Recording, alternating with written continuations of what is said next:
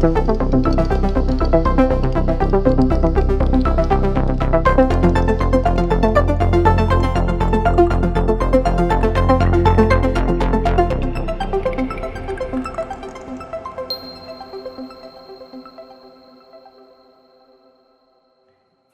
you so much. Okay, I'm gonna make sure that I don't mess up sharing my slides over here.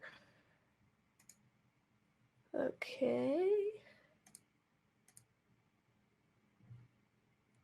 Well, you know, as we go. Let's see, where's the sharing? The sharing button isn't working for me.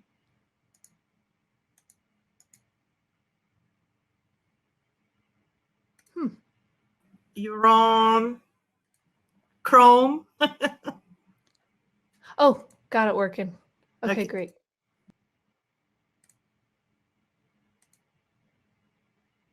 Okay, hopefully it shows the right screen.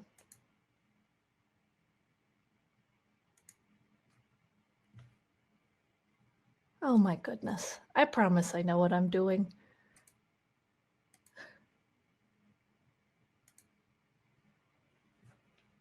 Is it sharing? Oh my goodness. I'm so sorry. Oh, is it working now? Please. Technology is very difficult. I'm sorry. It's also very early in the morning.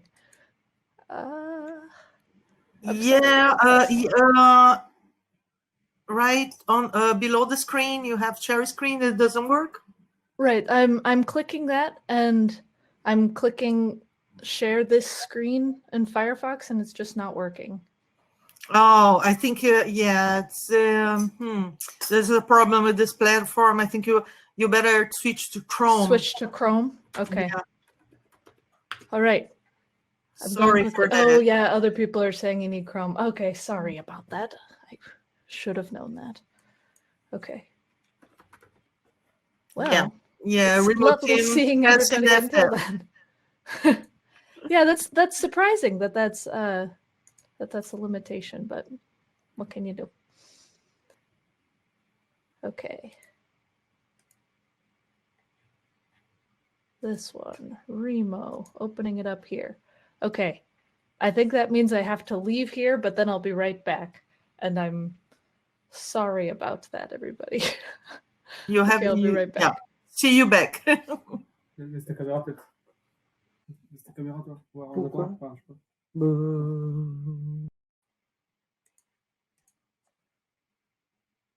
Okay. Oh, goodness. Well, we're all set there now, I think.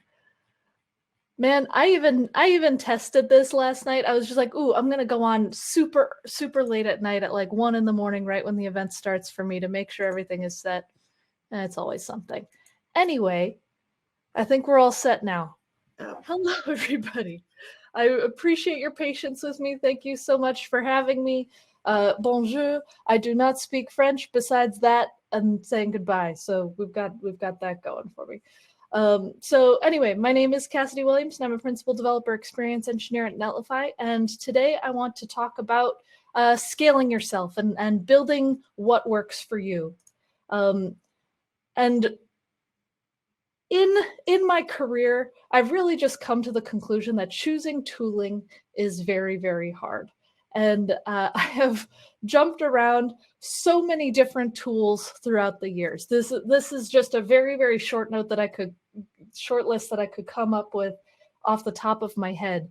I have been at a few different companies who use all things for company note-taking, for individual note-taking, for task management across the team, for task management individually. I've tried to use phone apps to be the thing that gives me all of my alerts. I've tried different kinds of calendar apps. There's so many different tools out there. It's fun to play with all of them, but I've really come to the conclusion that I am very picky when it comes to all of these different tools. It's messaging myself as a real tool. I still Slack myself messages sometimes.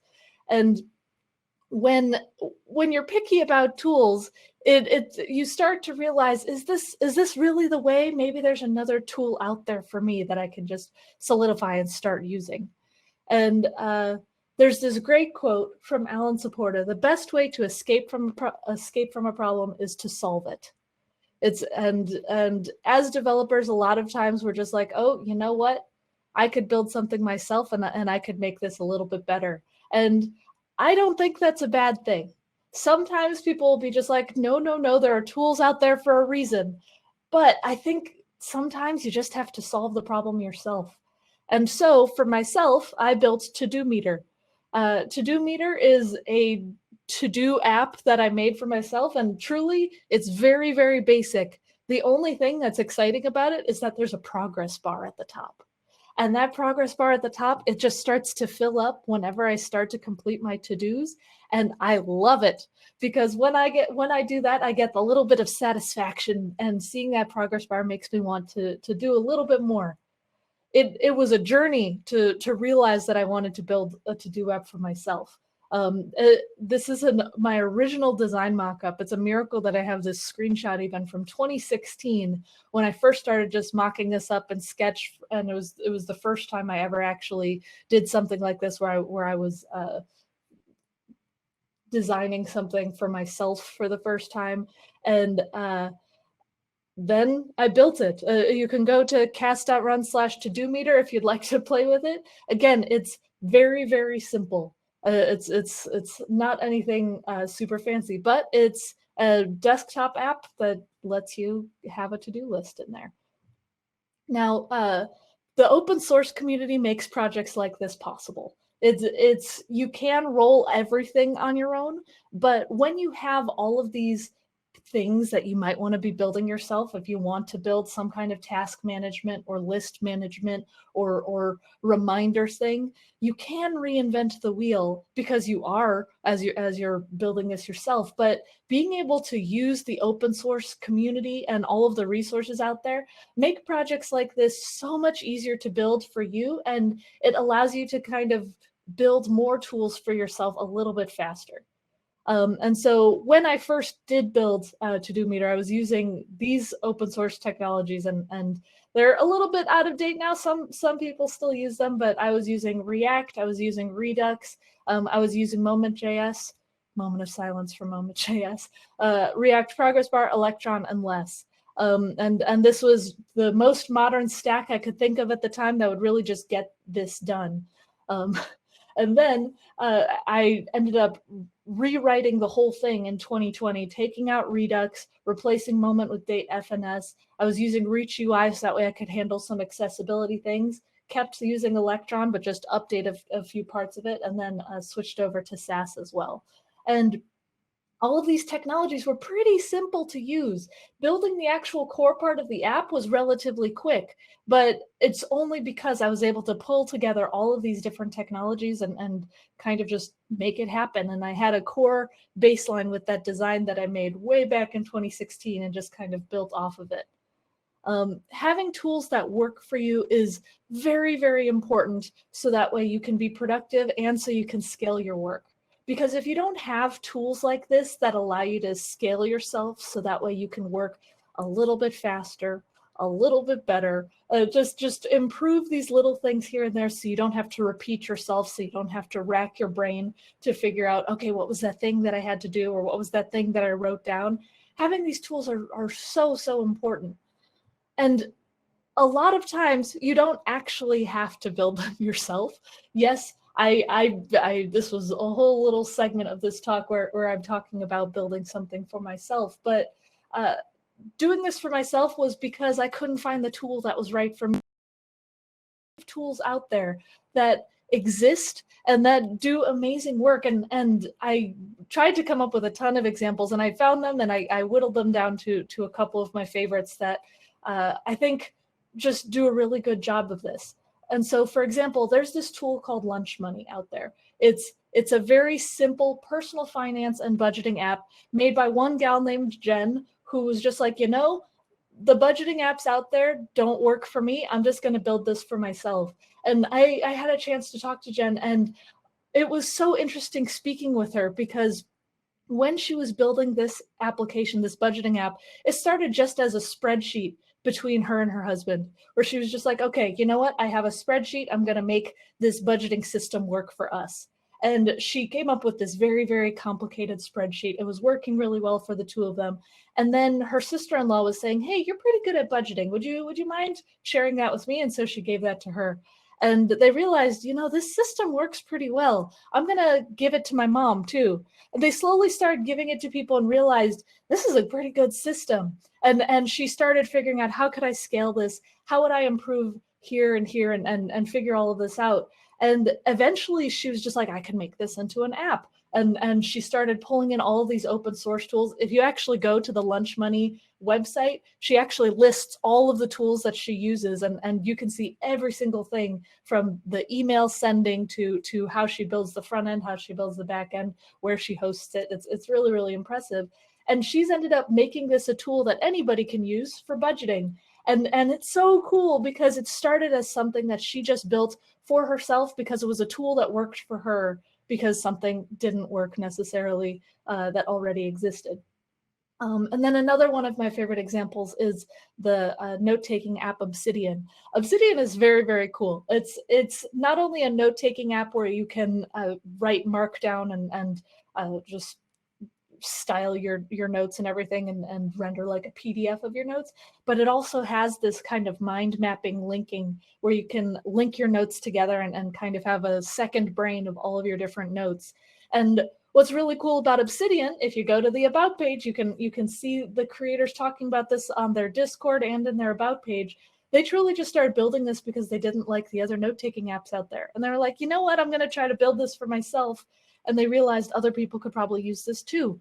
And it turned into what Obsidian is today. And they're always putting out different releases, and it's really, really cool because you can open source all of the different CSS themes that you apply to it. And it's a really cool note-taking tool. And again, it started with someone just saying, I don't like what's out there. I'm just going to try to build something for myself to make it work for me. Because what works for you doesn't work for everyone. And this is something that I think we kind of struggle with in the tech industry in general. In the tech industry, we're kind of very loyal to the technology we use. If you're a React developer and someone's using Vue, you could be like, React's better, right? I am not guilty of this, of course. But you see people doing that across the board. If I say that I like Java, there's going to be someone who does Python who asks why.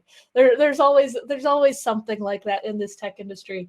But you really have to remember for yourself and just in general, what works for you doesn't work for everyone. And everyone kind of has a different way of thinking, a different way of working.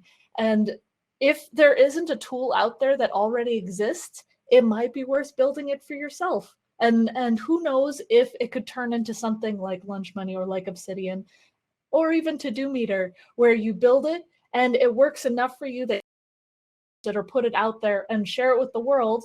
And it could be something that is really useful for a lot of different people as well. And also I want to emphasize your tooling doesn't have to be that permanent. When you're picking a tool for yourself, a productivity app, a writing app, a note-taking app, anything like that, it doesn't have to be permanent at all. A lot of times when we think about taking notes or we think about putting our tasks down and stuff, we kind of think of it as we're etching it in stone. Like it's this permanent thing, or that once you've started to go all in on a tool, this is the tool that you use. And if something changes, you just have to deal with it. That's not true. It's a very malleable, scalable, changeable thing where you can edit as you go, and you can figure out what tool does work for you. Should you switch? Should you not switch? Just because you committed at one point to a tool and it doesn't work for you anymore doesn't mean you can't switch. And that's something that it's a struggle to do sometimes because change is scary. But your tooling and the content that you put in there, if you treat it as just something you're trying to improve in yourself as you're trying to be more productive, it really helps you scale, and it helps you be more productive and work really, really well. So that being said, with that point of you never know, I want to emphasize you should start where you are and use what you have and do what you can. This is a quote from Arthur Ashe that I really, really like, because when you start where you are and use what you have and do what you can, that's motivating. It's something where you can start wherever you are in this tech industry, in this world, and use the tools that you have. And I'm going to insert a sentence in there.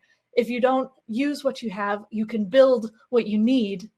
And then after that, do what you can with those things that you have, with those things that you've built where you are.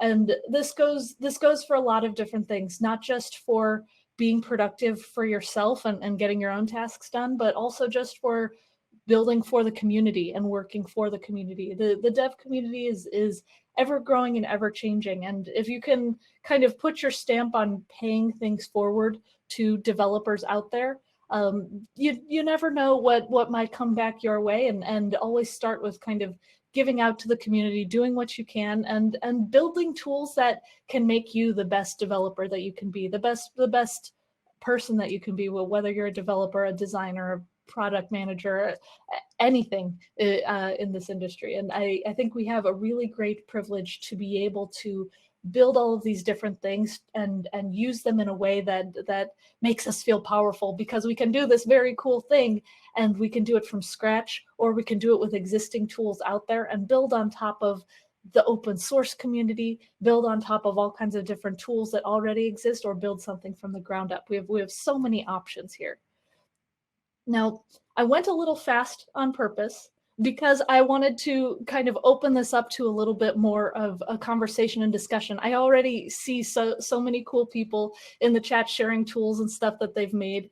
And I know that this is something that a lot of people struggle with. This is something that I struggled with for a long time, figuring out the kind of tools that worked for me. I'm going to go back a few slides now really quick so we can kind of see.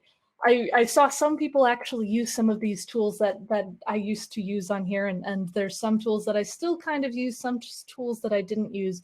But my question to you is, what tools do you use that kind of changed the game for you? Are there any tools that you've used where you say, you know, this one just made it work for me. This one made me more productive. I'd love to see what you say in the chat. Whiteboard.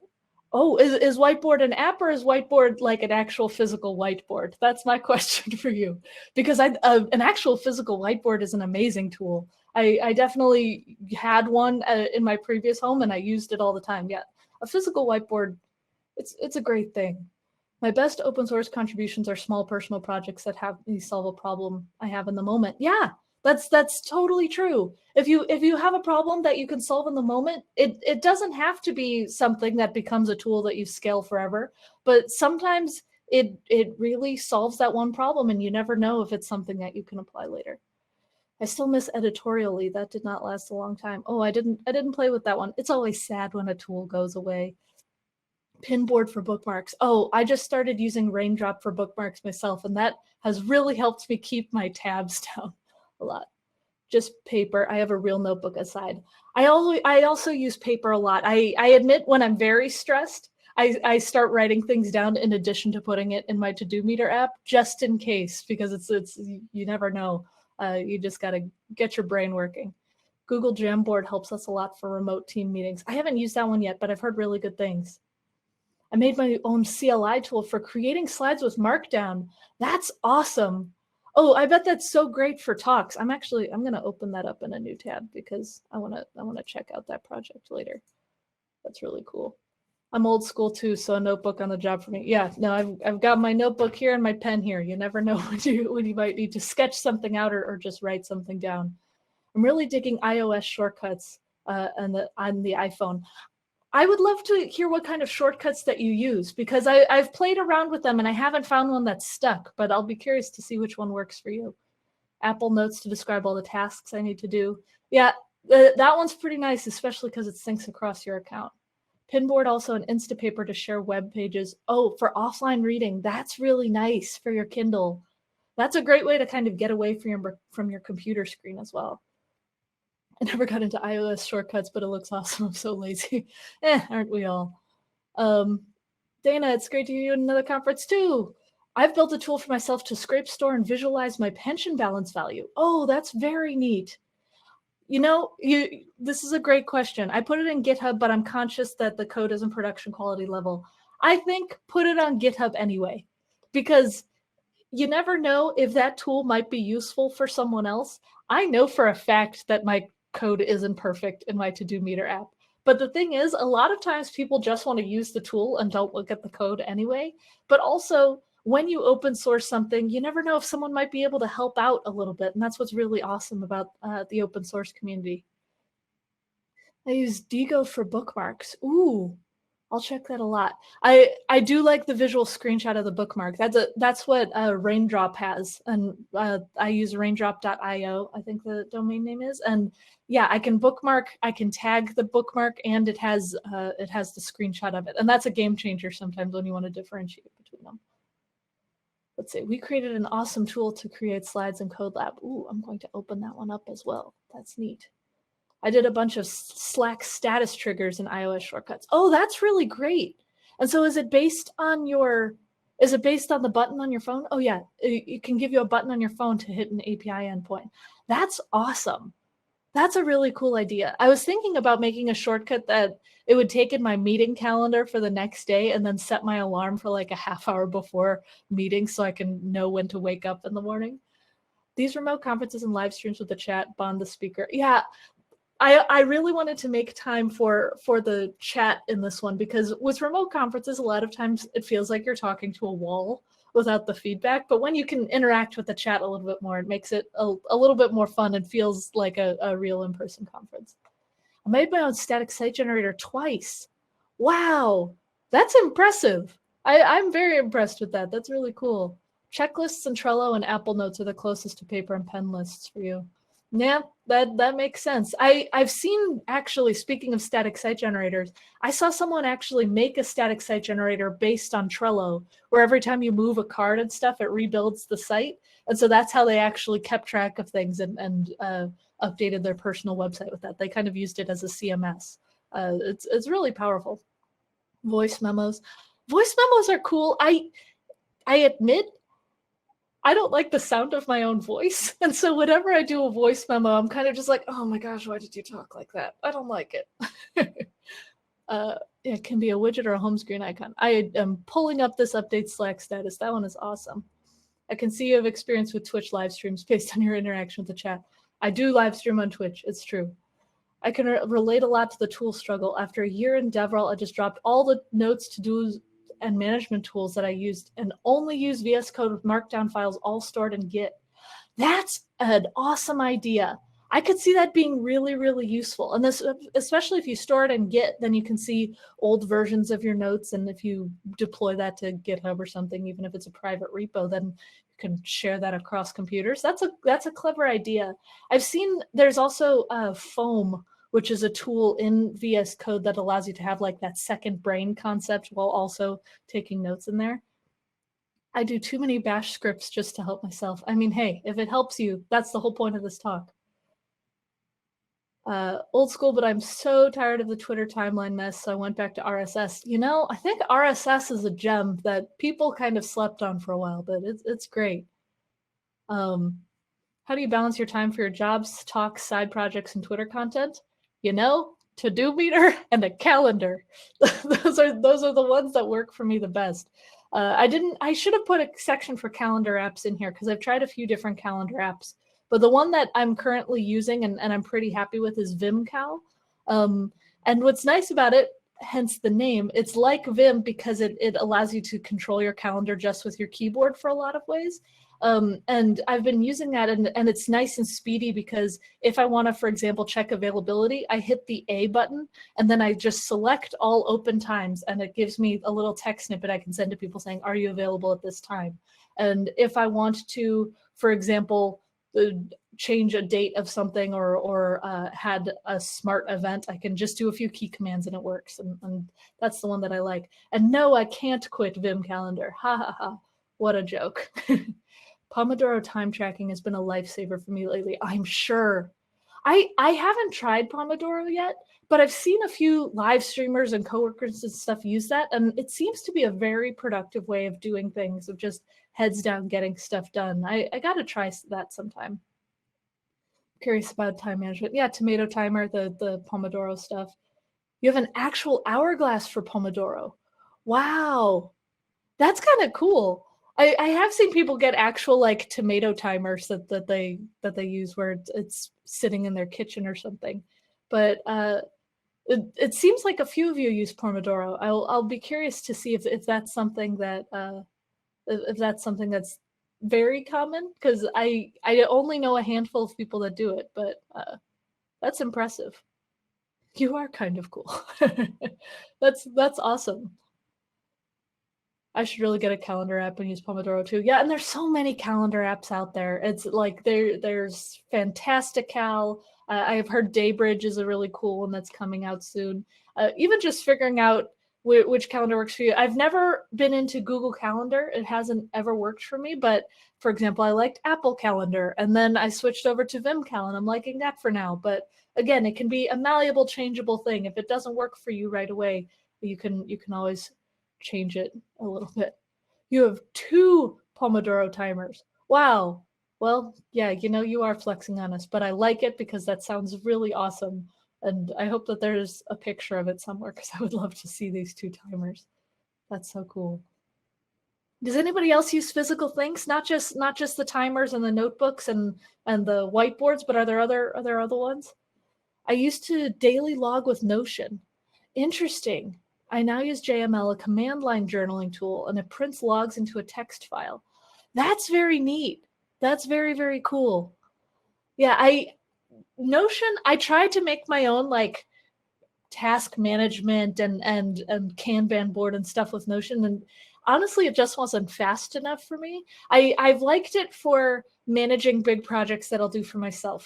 For example, I did a Kickstarter project last year, and so that was making physical goods and stuff, and so I used it for tracking my budget for the project and for saying like, okay, now it's time for shipping this, or I need to remember to order this. But outside of just that one individual project, I haven't been able to make it scale very well for me. But some people, they are power users of it and they make it work really, really well. But that script tool, that command line journaling tool, that's really cool. Post-its on the desk, that's real. I used to have post-its on my monitor all the time. Yeah, Notion has a lot of powerful things. And for example, a teammate of mine, he's actually set up his note-taking and stuff in a way on Notion where whenever he's in a meeting, whenever he has action items and stuff, he sets up a little table, like a little database for it.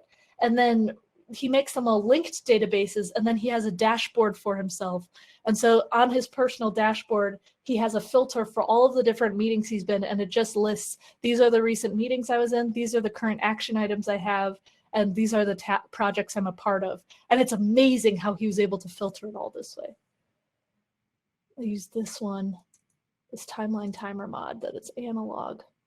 Ooh, this is cool. Wait, JML. Yeah, I want to see this one. That is a very cool timer. I like it. Hey, don't be hashtag sorry. I love it. I prefer to use only one screen to help me focus on stuff. I feel that. I actually, when I'm starting a really big tech project, I actually switch just to my laptop and I go sit on a couch or something just so I can have the small screen to focus. And then once I'm kind of in a zone, that's when I come back to my desk where I have the big monitor and I can make sure I'm doing everything right and can see everything. One physical single calendar. Oh, to manage the family stuff. Yeah, it's nice to have no sync required. That's a really good call. I feel like someday when I'm out in the world again, when it's not a pandemic, a physical calendar might be necessary as my husband and I are trying to keep everything in sync, because that's a good idea. You use one screen too. Nice. The JML thing, it actually reminded me, there's a tool that I use called DabbleMe, and I'll actually type it in the chat, dabble.me. And with this dabble.me tool, what's cool about it is it emails you every day. And when it emails you, it just says, how was your day today? And you can type in it and it sends it off. And I've actually been using that one for a few years. And it's not necessarily for productivity. It's more just like, today I watched a Korean drama. Today I gave a talk at a conference. Like it's more just like a little journal, but it's a really cool way of just kind of logging what has happened. And it's fun to see because I've been using it for a while. Sometimes it'll say, hey, 3 years ago you wrote, and you can see what your life was like 3 years ago. I haven't tried yet, but I'd like to use a habit tracker like this. Yeah, habit trackers are very cool, but I've never been able to make one stick. So I'll be curious to see if you've figured one out, because I've never been able to make one work. Have you ever tried building a tool even if you knew the one you were using was good and matching your needs? That's a good question. You know, yes. I think a lot of developers have. For example, right now I'm currently using Bear for a lot of my notes, and it's not meeting all of my needs, but it's getting the job done. I have started and stopped recreating Bear at least 5 times, where I'm just like, it would be great. And then I'm just like, oh, but then I have to create a text editor. I have to figure out how to export all of this text. I have to do all this, all that. And it ends up just not being worth it, honestly.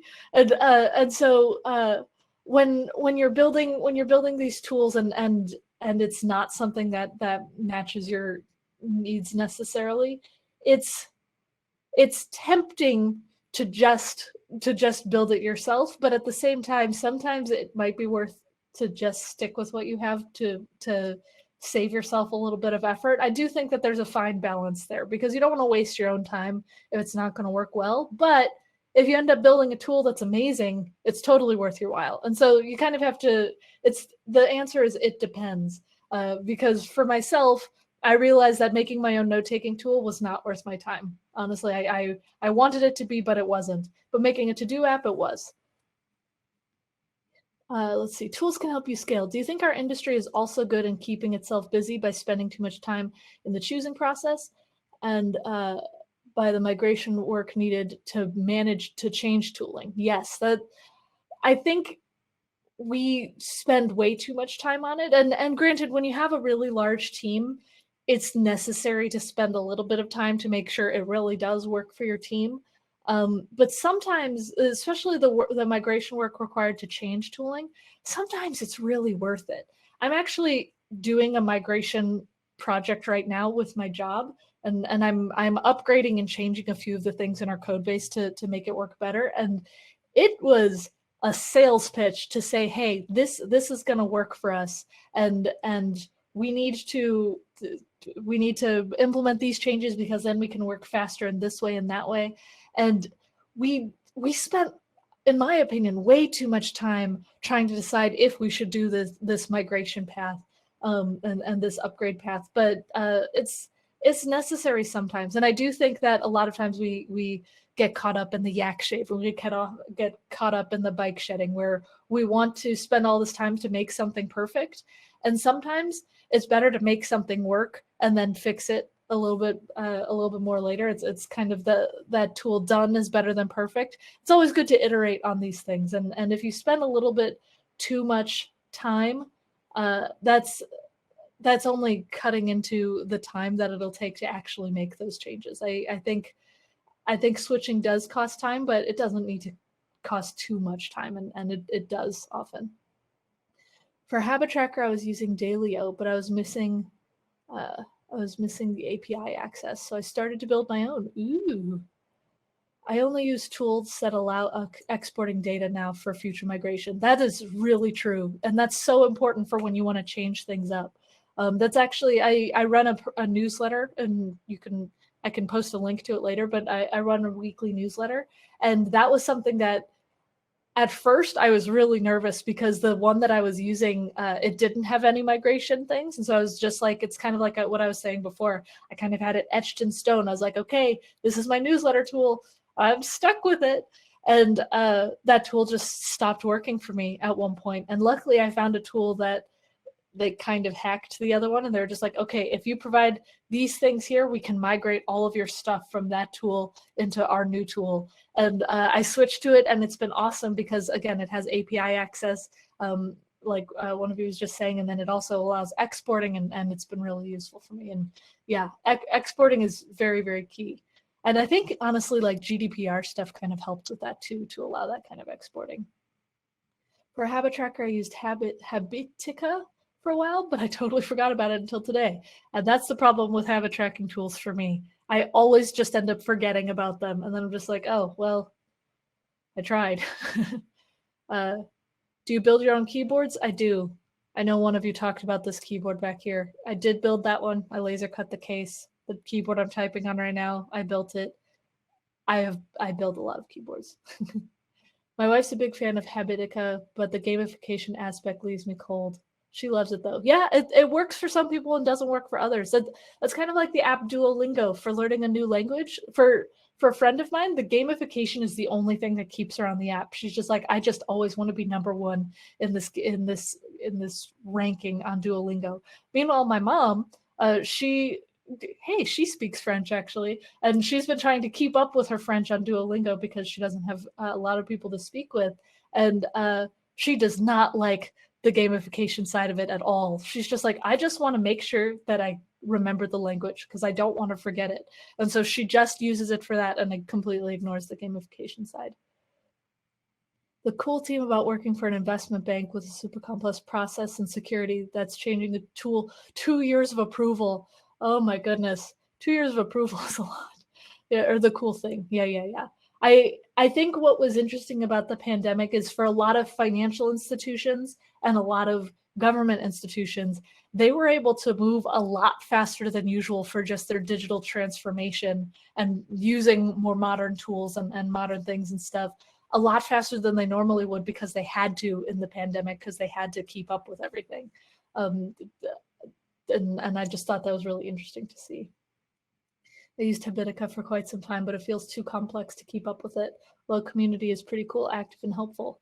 Yeah, I'll have to check that out. I haven't actually used that one before. I can try to make it work and try to build a habit of actually exercising. We'll see about that.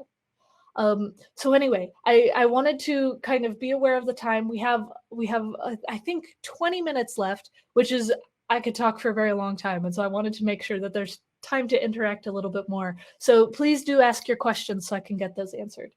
What do you think about getting things done, personal Kanban, etc.? I have tried to use a personal Kanban and things like that. Honestly, that is what todometer is for me. That's the closest thing I've ever been able to get as a tool that will make me get things done. If it's in todometer, that's something I will get done. And that's just how it works in my brain for filling up that progress bar and making it work, making it written down there. That's how it works for me. And I actually made it a desktop app specifically because if I kept it a web app and kept it in a tab, I know I would end up closing the tab, hiding the tab, and forgetting about it. That's the closest thing I've personally been able to get for something that works. The closest thing I came was a bullet journal.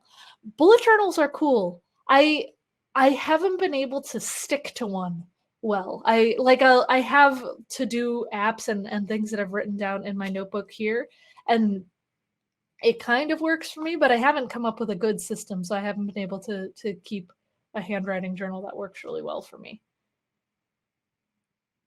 I've been trying out Hey and Inbox for email lately. That one, it does seem promising. I admit I tried out the trial and it didn't work well for me because I couldn't import my old email.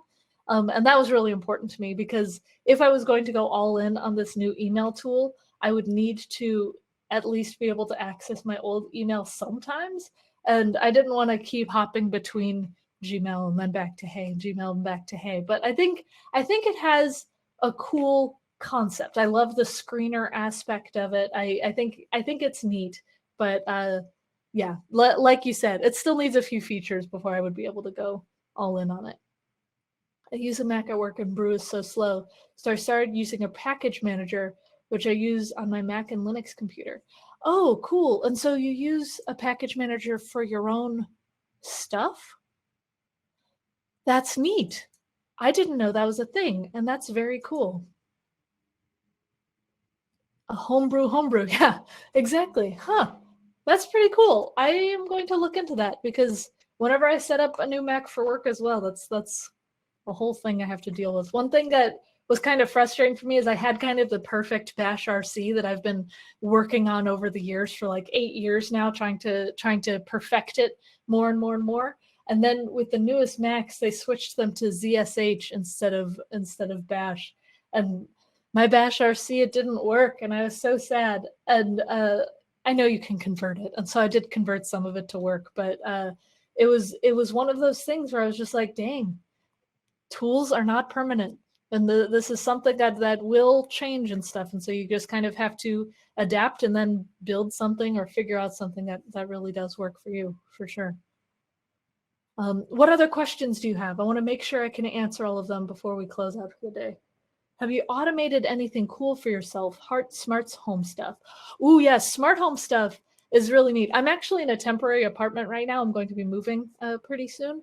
But honestly, just my lights is really, really, really fun. I have smart lamps and light bulbs and stuff, and so I'll hook them up to Alexa. And so I've made it where, for example, I'll say, Alexa, good night, and it turns off all the lights in the house except for in the bedroom. And so when I start to go to bed, I can go away from the TV or something and be just like, okay, Alexa, good night. And then I don't have to deal with pressing any of the lights or anything. I can just go to bed and it works. And so that's probably been, it's very basic, but that was just the coolest thing for me when it actually worked. It's so simple, but it makes it so easy where I don't have to reach over to turn off my lamp. I can just say, Alexa, I'm going to sleep now. And it just turns off all my lights. I love being able to do that. It's great.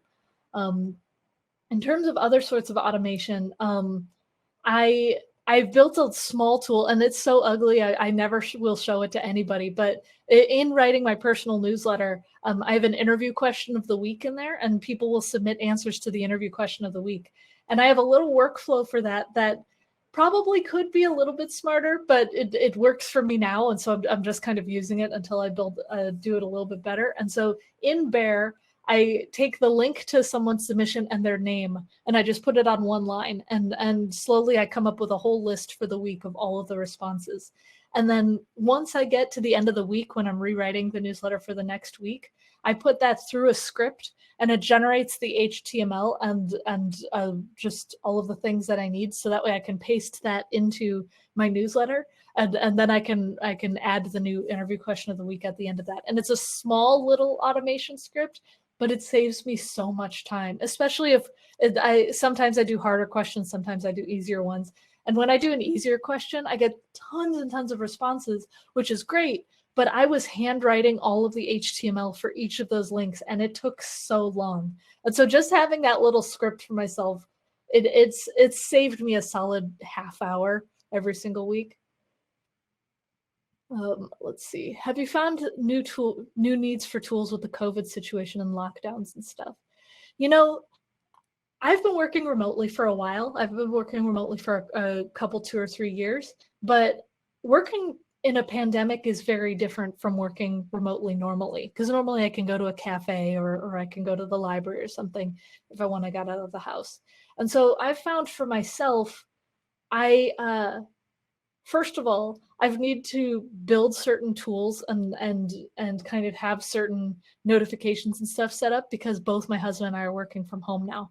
And so I need to make sure that he doesn't just walk in when I'm in a meeting or something, which is something that would happen before or wouldn't happen before the pandemic, because he was at work in the office and I was at work at home. And so that's a very minor one, but I was thinking about having like an on-air sign or something, like a recording studio whenever I'm in a meeting at some point.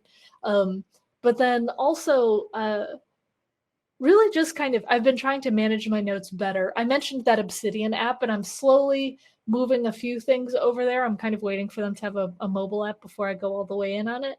But just trying to be smarter about how I organize my notes so I can remember where things live. That's been something that I've been trying to improve better during the pandemic. But besides that, that's really all that's been big for me. I have known some folks though who, for example, they've tried to automate a bit more, like how they order groceries and try to see like, okay, what are the vegetables that we want to eat this week and that kind of stuff. I wonder if Remo lets you export this chat, or do we need to send a GDPR access request? Good question. That is why I'm trying to repeat all of the questions I see, just in case. Samsung SmartThings is a really nice platform for this. Standards-based, lots of active community members writing integration code and sharing it. I love that. And again, that's kind of the power of open source and being able to do that. I think being able to share those kinds of integrations are great. One thing that I have is I have a Stream Deck, and it's a set of buttons right here. It's a glorified macro pad, but each of the buttons has a little screen, and so you can click on it and it'll show you the status of that button. And it's really nice to be able to use it to open a piece of software or to paste in a little macro. I have one macro that's very dumb, but I'll paste it in the chat right there. It's just that little emote thing. I pressed the button on the Stream Deck. And it's cool because there's a lot of little buttons and things that you can program in there. And so I use it to control lighting, for example. I use it to play sound effects sometimes. I'll use it to open up my slides or something like that. You're not using layers on your keyboard for that? I am using layers for some of that. All of my media keys and stuff I've programmed into my keyboard, but especially, for example, when live streaming or when I'm trying to move things around, it's great for that. Yeah, I'm using the Elgato Stream Deck. I was planning on just building myself a mechanical keyboard that did it, but being able to have like folders in the Stream Deck to be able to navigate things around and stuff has been pretty dang nice. And I know, for example, my husband, he's been paying a lot of attention to the GameStop stock stuff, and so he put a little stock ticker in there, and so he was able to click it around. I saw people use it for Figma shortcuts. Yeah, exactly. And yeah, so I have it, for example, whenever I make a video for Twitter for something, I use it to open up my captioning software, and so I can get captions going for that. We like the stock. Whenever I mention GameStop things, people will either say we like the stock or to the moon or diamond hands. It's constantly. So Ben, you win the prize this time because you beat everybody else to it. I see that one all the time. There it is. You got your little rocket in there. But anyway, I think it's really important to be able to talk about all of these tools to make sure that everybody has a nice workflow for them and a workflow for themselves. I really hope that this talk was useful for a lot of you. If you do have questions, please ask them, but before we run out of time. But this was really beneficial for me. I definitely have 8 new tabs open of all of the different tools that you all have linked in the app because I can't wait to try them out myself. But I really, really appreciate you having me here and having this chat because only 8. But thank you so much for having me. It was great talking with everybody.